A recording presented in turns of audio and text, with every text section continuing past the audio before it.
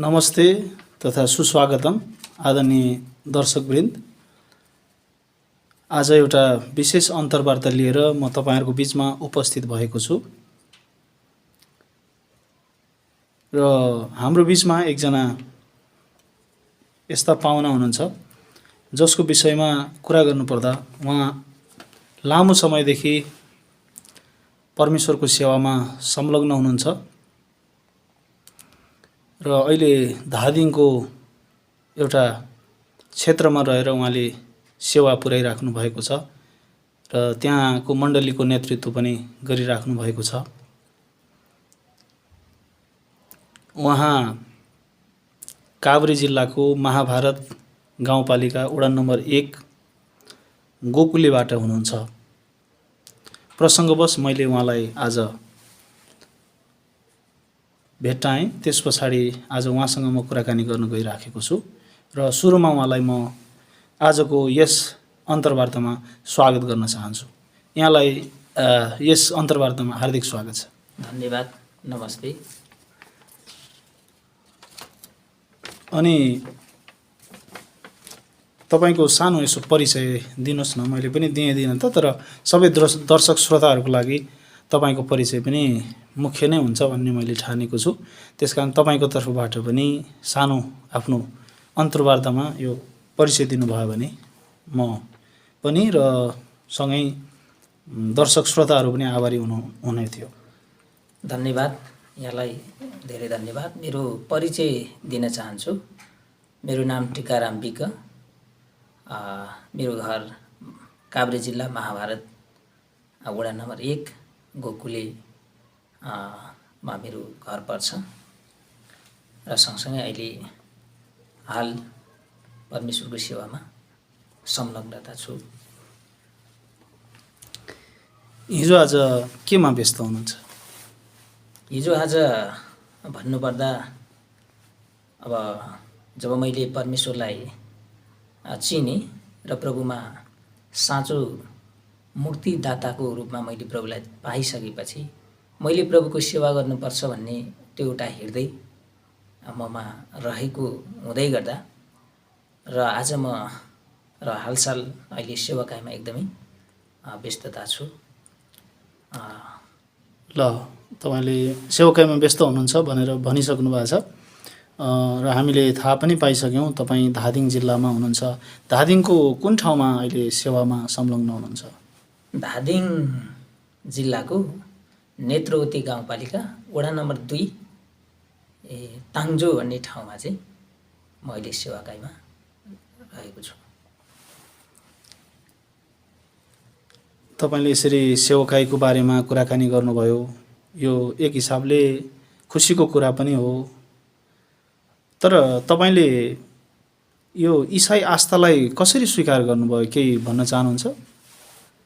र इसाई आस्थाको विषयमा भन्नुपर्दा मैले हुन त म एउटा हिन्दू परिवारबाट हुर्केको मान्छे हुँ र इसाई जगतमा आउँदै गर्दाखेरि मेरो लागि कठिन थियो, गाह्रो थियो र सँगसँगै र मैले साँचो परमेश्वरको बारेमा आफ्ना अगुवाहरूबाट मैले सुन्दै आउँदा बुझ्दै आउँदाखेरि मैले यीशुको बारेमा जब मैले सुने, त्यस पछाडि यीशुमा जीवन छ, उद्धार मुक्ति छ, मृत्युपछिको पनि जीवन छ भन्ने कुराको विशेष सन्देश मैले पाएँ। अनि धेरै धर्म र धेरै आस्था र विश्वास रहँदै गर्दा पनि अब मुक्ति अनन्त जीवन चाहिँ यीशुमा मात्रै पाएँ। त्यसकारण मैले अब मानिसको जीवन भविष्य चाहिँ अहिले मात्रै जीवन छँदै मात्रै होइन रहेछ र मृत्युपछि पनि जीवन हाम्रो रहेछ भन्ने कुराको ममा एउटा त्यो विश्वास भयो। अनि त्यसकारण मैले इसाई जगत र इसाई विश्वास चाहिँ अर्थात् यीशुलाई विश्वास गर्दा अनन्त जीवन पाउँछ भने चाहिँ मैले विश्वास गर्नु चाहिँ मेरो लागि सबैभन्दा महत्त्वपूर्ण कुरा हो भनेर म आफ्नो विश्वासलाई मैले अभ्यास गरेँ। हजुर, यो इसाई आस्थालाई स्वीकार गर्नको लागि तपाईलाई कसले कसरी कहाँ कसरी यसलाई स्वीकार गर्नुभयो? केही त्यस्ता घटनाहरू अथवा त्यस्ता पात्रहरू जसले तपाईँलाई यो आस्थामा डोर्याउनको लागि मद्दत गरे, केही त्यस्ता घटना अथवा त्यस्ता पात्र वा व्यक्तिहरू कोबाट प्रेरणा पाउनुभयो? र मैले यो भन्नुपर्दाखेरि चाहिँ म एक गरिब परिवारबाट हुर्केको मान्छे हुँ र सँगसँगै मेरो घरमा एउटा समस्या थियो, जो चाहिँ मलाई जन्म दिनुहुने मेरो मम्मी, उहाँ एकदमै समस्या र बिमारको कष्टमा हुनुहुन्थ्यो र त्यो सँगसँगै हामी मम्मी बिमारी भएको कारणले गर्दा हामीले धेरै धामी झाँक्रीहरू लगायौँ, अब धेरै मठ मन्दिरहरू धायौँ, आजा पूजाहरू गऱ्यौँ, रुपियाँ पैसाहरू खर्च गऱ्यौँ होइन। र खर्च गर्दै गर्दा मम्मीले त्यहाँबाट त्यो बिमारको समस्याबाट मुक्त हुन सक्नु भएन। अनि त्यो हुँदै गर्दा हामी एकदमै निराशमा थियौँ। अनि हाम्रो परिवार यो धामी झाँक्री मम्मीलाई उपचार गरेर एकदमै कमजोर अवस्थामा पुगिसकेका थियौँ र एकजना गाउँबाट जसलाई सुसमाचार लिएर प्रचारक जानुभयो, उहाँले त्यो प्रचारकले सुसमाचार प्रचार गरेर मेरो मम्मीलाई प्रार्थना गरिदिनु भयो। अनि केही समय पछाडि मम्मी चर्च जानुभयो, उहाँबाट सुधार आयो। जब चर्चमा जानुभयो, हजुर हजुर, अनि सुधार आइसकेपछि अनि मम्मीको शरीरबाट निको भएको उहाँले महसुस गर्नुभयो, अनुभव गर्नुभयो। केही महिना पछाडि उहाँ निको हुनुभयो अनि उहाँले विश्वास गर्नुभयो। अनि उहाँले विश्वास गरिसकेपछि हामीलाई पनि यस्तो विश्वास लाग्यो, मलाई पनि, कि संसारमा अरू धेरै देवताहरू त रहेछन् होइन, गरिबको दुःख बुझ्ने, गरिबको पीडा बुझ्ने चाहिँ एकमात्र यीशु ख्रिस्ट मात्रै हुनुहुँदो रहेछ भन्ने कुरालाई चाहिँ हामी विश्वास गर्ने एउटा मौका पाएँ। उहाँको चङ्गाइको कारणले म विश्वासमा आउने मौका पाएँ। भनेपछि तपाईँ आमा को विश्वास, आस्थाको कारणले गर्दाखेरि चाहिँ, आमाको विश्वास र उहाँको गवाईको कारणले गर्दाखेरि चाहिँ तपाईँले यो इसाई आस्थालाई स्वीकार गर्नुभयो। हजुर। अब तपाईँ अहिले पास्टरीय सेवाकाईमा पनि संलग्न हुनुहुन्छ। यो सेवामा आउनको लागि चाहिँ तपाईँले कोबाट प्रेरणा पाउनुभयो? कसरी प्रेरणा पाउनुभयो? अब सेवाकाईमा आउने प्रेरणा चाहिँ मैले यसरी पाएँ। यो यसरी भन्नुपर्दाखेरि मैले विश्वास गरेको केही वर्ष पछाडि मेरो आफ्नो आत्मविश्वास वृद्धि हुँदै गयो र मैले विश्वास सँगसँगै परमेश्वरको काम गर्नुपर्छ भन्ने एउटा म प्रतिको एउटा हृदयता र सँगसँगै मलाई विश्वासमा हुर्काउने र मलाई ग्रहण गराउने र मलाई आत्मिक रूपमा वास्ता गर्नुहुने मेरो फादर हुनुहुन्थ्यो। उहाँले मलाई प्रेरणा दिनुभयो र मलाई उहाँले बाइबल कलेज 4 महिनाको ट्रेनिङमा पठाउनु भयो। अनि मैले सेफर्ड इन्स्टिट्युटमा मैले अध्ययन गरेँ 4 महिना र 4 महिना अध्ययन गरिसकेपछि उहाँले नै मलाई स्थानीय चर्चमा एउटा डिकनको रूपमा जिम्मेवारी त दिनुभयो। अनि त्यो जिम्मेवारी त दिनु भइसकेपछि मलाई एक किसिमको सेवाकाईको ऊर्जा बढेर आयो होइन। मैले सेवा गर्नुपर्छ, मैले प्रभुको केही काम गर्नुपर्छ भन्ने त्यो प्रेरणा मैले पाएँ। र सँगसँगै मलाई परमेश्वरले पनि त्यो एउटा आत्मा दिनुभयो, तिमीले अब सेवा गर्नुपर्छ होइन, तिमीले सेवा गर्नुपर्छ, सेवा गर्नकै लागि तिमीलाई चुनिएको भन्ने आत्मामा मेरो पटक पटक भइरहन्थ्यो होइन। एक प्रकारको उत्साह मलाई आफ्नो अगुवाले दिनुभयो र दोस्रो चाहिँ मलाई परमेश्वरले अगुवाको पछि परमेश्वरले प्रेरणा दिने आत्मा दिनुभयो। त्यस पछाडि म सेवाकाईमा उत्रिने एउटा मौका पाएँ र अहिले पनि सेवाकाईमा नै छु। यो सेवाकाई, प्रभुको सेवा, प्रभुका मानिसहरूको सेवा तपाईँ गरिराख्नु भएको छ। यो सेवा भनेको चाहिँ, सेवाकाई भनेको चाहिँ के हो जस्तो लाग्छ तपाईँलाई?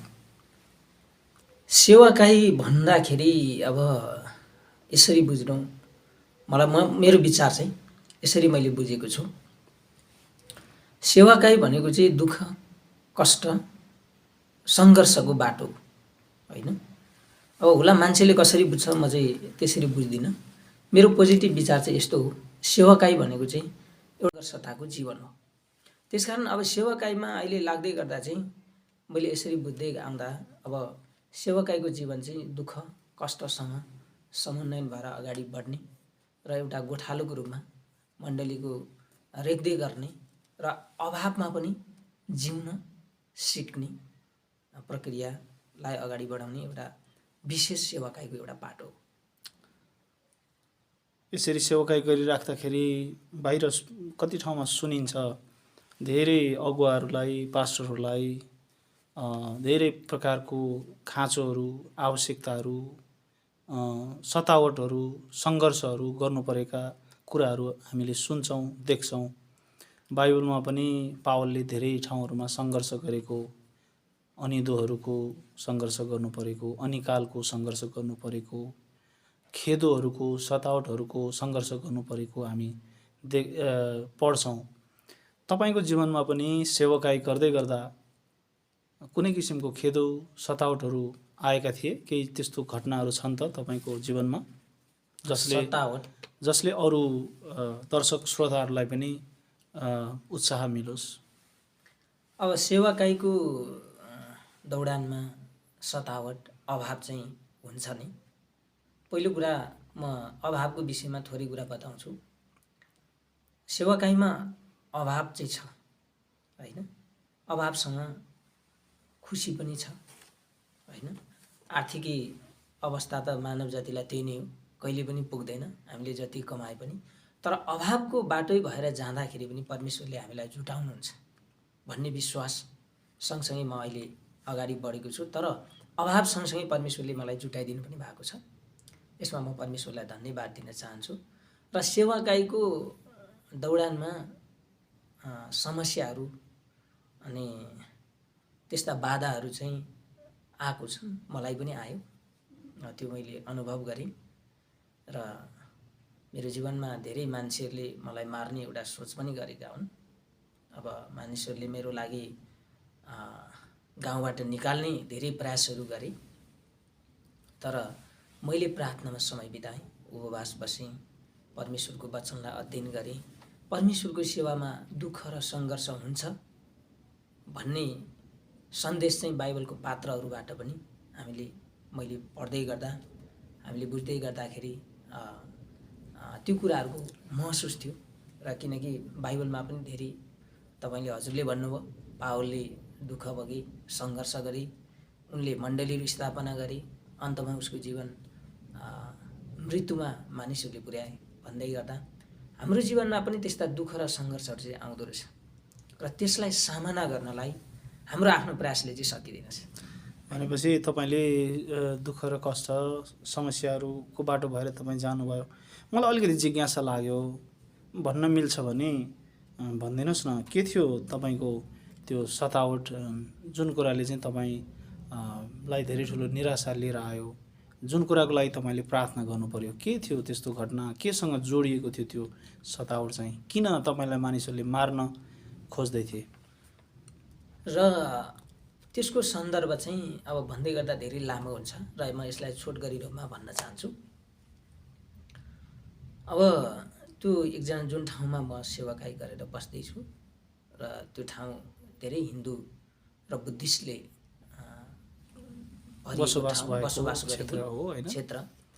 अनि त्यो हुँदै गर्दाखेरि अब हामी इसाई परिवार पनि समुदाय पनि अलिक कम भएको कारण अब थोरै त्यो समुदाय र त्यो क्षेत्रमा अब म एउटा नयाँ व्यक्ति टाढाबाट गएको हुँदै गर्दा पनि त्यो समुदायमा एउटा धर्म परिवर्तन गर्न आयो भन्न सक्ने त्यस्तो एउटा मानिसमा एउटा नेगेटिभ विचारहरू भएको कारणले पनि त्योसम्म पुगेको हुनसक्छ होइन। अब त्यो क्षेत्रमा अलि अब आस्था बुद्धिस्टको क्षेत्र अनि हिन्दू क्षेत्र भएको कारणले अब मान्छेहरूले त्यो क्षेत्रको लागि अब धर्म परिवर्तन गरेर इसाई बढाउने हो, सुसमाचार प्रचार गरेर होइन भन्ने खालका एउटा त्यो नेगेटिभ विचारले त्यो अवस्थामा पुगेको। भनेपछि तपाईँले फरक गर्न खोज्नुभयो, त्यहाँको स्थानीय मान्छेहरूले गरेको भन्दा फरक गर्न खोज्नु भएको कारणले गर्दाखेरि चाहिँ तपाईँलाई मानिसले अलिकति तर्साउन खोजेको अथवा तपाईँमाथि कुनै न कुनै किसिमको भनौँ न चुनौती दिन खोजेको भन्ने जस्तो हामीले बुझ्न पर्यो होइन? हजुर, यसरी बुझौँ। ए सेवकाई धेरैको लागि एउटा चुनौती र सङ्घर्षको संयोग अथवा यो संयोजन भनेर कतिपटक भन्ने गरेको पनि सुनिन्छ। तपाईँले त अब धेरै कष्टहरू पनि पाउनुभएको छ, दुःख पाउनुभएको छ, तपाईँले सङ्घर्ष पनि गर्नुभएको छ। यो सेवकाई गर्दा चाहिँ कतिको चुनौतीहरू चर्चभित्र र बाहिर सामना गर्नुपर्छ? यो चुनौतीको विषयमा भन्नुपर्दा चाहिँ धेरै सामना गर्नुपर्छ। एउटा पास्टर, एउटा अगुवा चाहिँ अब चुनौतीको पर्छ। एक त मण्डली चर्च परिवारबाट पनि चुनौती हामीले खेप्नुपर्छ र सँगसँगै गाउँका स्थानीयवासीहरूबाट पनि चुनौतीहरू खेप्नुपर्छ, सङ्घर्षहरू त्यसलाई झेल्नुपर्छ। अब एउटा पास्टर, एउटा अगुवालाई चाहिँ चर्च मण्डलीले पनि नेगेटिभ वा पोजिटिभ प्रकारले पनि हेरिराखेको हुन्छ र स्थानीय समुदायहरूले पनि नेगेटिभ वा पोजिटिभ प्रकारले हेरिराखेको हुन्छ। अनि त्यो सँगसँगै चाहिँ अगुवा, एउटा पास्टर चाहिँ त्यसको बिच बाटो भएर अगाडि बढ्नुपर्छ। त्यसका धेरैवटा चुनौतीहरूको सामना चाहिँ हामीले गर्नुपर्छ। भनेपछि आन्तरिक रूपले पनि केही चुनौतीहरू छन् र बाह्य रूपले पनि केही चुनौतीहरू छन्। त्यसका बिचमा एउटा अगुवाले कहाँनिर उभिनुपर्छ भन्ने कुरालाई चाहिँ राम्रोसँग बुझेको हुनुपर्छ भन्ने तपाईँको भनाइरह्यो। अब मैले तपाईँलाई धेरै कुराहरू त सोध्छु, धेरै कुरा मैले तपाईँसँग लिन पनि चाहिराखेको छु, तर म तपाईँलाई धेरै कुराहरू गरेर तपाईँको समयलाई पनि मैले ख्याल गर्नुपर्ने हुन्छ। तपाईँको जीवनको अबको लक्ष्य चाहिँ के हुन्छ र के गर्न चाहिराख्नु भएको छ, कसरी अगाडि बढ्ने विचार गरिराख्नु भएको छ? मेरो अब आउने भावी दिनहरूको भविष्यको लागि मैले अब यसरी निर्णय गर्दैछु। जुन दिन मैले प्रभुलाई चिने र चिनेर मात्रै होइन, मैले प्रभुको सेवाकाईको निम्ति आफ्नो पाइलाहरू मैले चाल्न सुरुवात गरेँ, पाइलाहरूलाई मैले अगाडि बढाउन सुरुवात गरेँ र भविष्य पनि मेरो लागि यही नै मैले देखेको छु। किनभने प्रभुको सेवाकाई मैले गर्नुपर्छ र सँगसँगै भविष्य मेरो प्रभुकै सेवाकाईमै अगाडि बढाउने मेरो निर्णय छ र सँगसँगै सामाजिक कामहरू र प्रभुको कामलाई यी दुवैको तर्फलाई चाहिँ एकाबद्ध भएर अगाडि बढाउने लक्ष्य राखेको छु। सेवकाई तपाईँको अन्तिम लक्ष्य हो भनेर भन्नुभयो र सामाजिक सेवाको बारेमा पनि यहाँले कुरा राख्नुभयो। तपाईँलाई के लाग्छ, सामाजिक सेवा र परमेश्वरको सेवामा चाहिँ कुन चाहिँ महत्त्वपूर्ण हो जस्तो लाग्छ? यो चाहिँ दुवै महत्त्वपूर्ण जस्तो लाग्छ मलाई चाहिँ। किन भन्दा परमेश्वरको सेवा गर्ने व्यक्तिले सामाजिक सेवा पनि गर्नुपर्छ यो समयहरूमा, होइन? सामाजिक सेवा गर्दै जाने हो भने परमेश्वरको सेवाकाई पनि वृद्धि भएर जान्छ, बढ्दै जान्छ। अर्को कुरा, सेवा मात्रै चर्चमा मात्रै सीमित रहेर त्यो सेवाकाई अलिकति फलदायी त हुँदैन। सामाजिक कामले परमेश्वरको सेवामा अलिकति प्रभाव बढ्दै जान्छ। सामाजिक सेवा भन्ने बित्तिकै चाहिँ म यसरी बुझ्छु, अब समाजमा गरिब दुःख कष्टमा परेका मानिसहरूलाई सुसमाचार मात्रै नभएर केही आफूले सकेको सहयोग गर्न सक्यो भने त्यो चाहिँ धेरै राम्रो। हजुर, त्यो पनि एउटा सामाजिक सेवा हो र त्यो सँगसँगै मण्डलीमा परमेश्वरको सेवा गर्ने एउटा उसलाई पनि क्षेत्रलाई अगाडि बढाउँदै जाँदा पनि यी दुवैतर्फले सेवाकाई चाहिँ अलिक फलदायी हुन्छ भन्ने मलाई लाग्छ। थुप्रै कुराहरू तपाईँ र म बिचमा भए र यी कुराहरूमध्ये केही त्यस्तो कुराहरू छ जुन कुरा मैले यहाँ भन्न पाएको भए हुन्थ्यो भन्ने लाग्छ भने अन्तमा केही कुराहरू यसो भनिदिनुहोस् न। म अन्तमा यही भन्न चाहन्छु, आदरणीय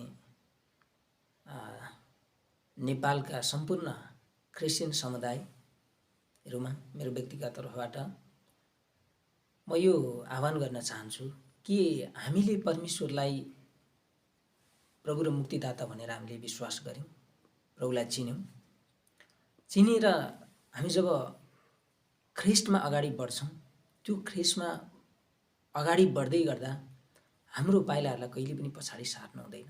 हाम्रो पाइला निरन्तर अगाडि बढ्नुपर्छ। भन्नुको अर्थ हाम्रो विश्वासलाई निरन्तर अगाडि बढाउनुपर्छ। यदि तपाईँ जो कोही सेवकाईमा अगाडि बढ्दै हुनुहुन्छ भने तपाईँले यो सोच्नुपर्छ कि मैले सुख रोजिनँ, मैले दुःख रोजेको छु। मेरो जीवन अब सङ्घर्षको जीवन हो र यो सङ्घर्षसहित चाहिँ म अगाडि बढ्नुपर्छ भन्ने लक्ष्य सम्पूर्ण नेपालका आदरणीय पास्टर गुरुजनहरू र हाम्रा विश्वासीजनहरूलाई म यो उत्साह र यो सल्लाह दिँदै यहाँबाट बिदा हुन्छु। हस्त नमस्ते।